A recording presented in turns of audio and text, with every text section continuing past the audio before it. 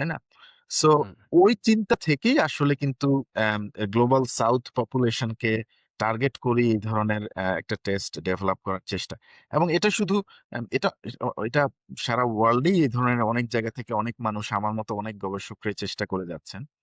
তো কিন্তু ইন্টারেস্টিং ব্যাপার হচ্ছে যে আমি মনে করি যে যতগুলো টেস্ট এখন এখন পর্যন্ত এই ধরনের মাল্টি ক্যান্সার টেস্ট বা ইউনিভার্সাল ক্যান্সার টেস্ট নিয়ে যারা কাজ করতেছে, আমি মনে করি যে আমাদের মিথেলস্কেপ টেস্টটা এখন পর্যন্ত আম একেবারে স মানে সবচেয়ে সস্তা বা একেবারে ডেভেলপিং কান্ট্রির জন্য উপযুক্ত একটা টেস্ট।